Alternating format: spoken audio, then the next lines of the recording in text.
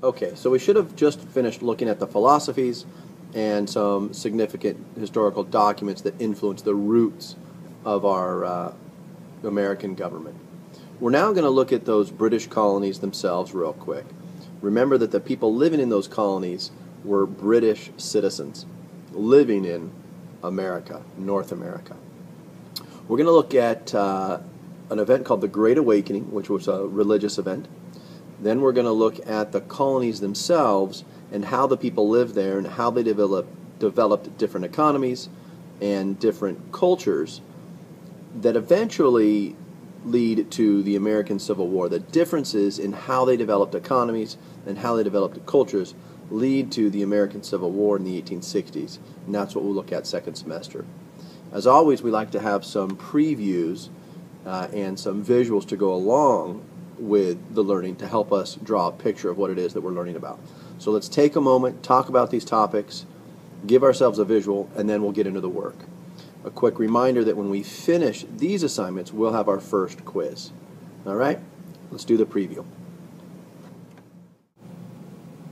The first assignment is going to cover an event called the Great Awakening. This was a religious renewal in the colonies. We're not going to spend a whole lot of time looking at the religion, but how that religion, how that renewal affected how the citizens there began to think newly about the role of government and their role in government. The Great Awakening, in part, pushed the colonists towards the American Revolution. That's what we're going to look at. Historically, we categorized the 13 British colonies into three different sections: the New England colonies, the Middle colonies, and the Southern colonies. Let's look at a quick video preview real quick to give us an illustration of the sorts of economics activities that developed in the New England colonies.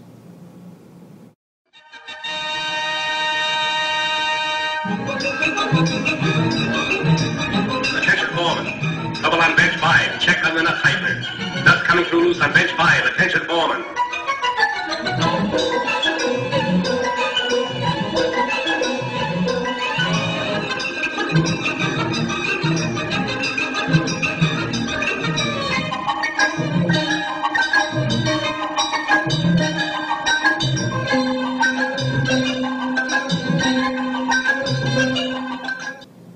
So that silly little video, we can see that New England colonies are going to be based around manufacturing.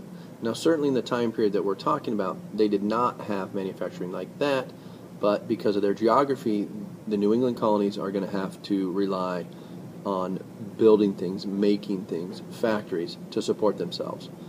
And a culture specifically develops around manufacturing. All right, just south of the New England colonies, we have a group of colonies we call the Middle colonies.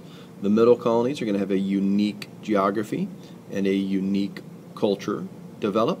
Let's take a look at a quick little video clip that will give us a picture to help us remember the Middle colonies.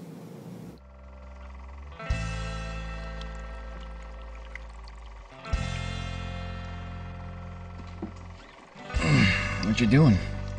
Couldn't sleep. I must have passed out in the crate. Had this great dream about hijacking a beef jerky truck. What are you making? Another Kong. They're my inspiration. Can I help? Uh-oh. All right. Any idea what that visual will represent? Well, the Middle colonies are going to be diverse. They're going to do some things like New England colonies do, some things like the Southern colonies do. But they're also going to have a lot of skilled craftspeople, people who know how to make things like pottery or tables and furniture and those sorts of things. So we want to associate the Middle colonies as being diverse, being able to make things with skilled labor. The final group of colonies that we'll look at are the Southern colonies. These Southern colonies were unique again because of their geography and economy. A quick video clip to help us remember the Southern colonies.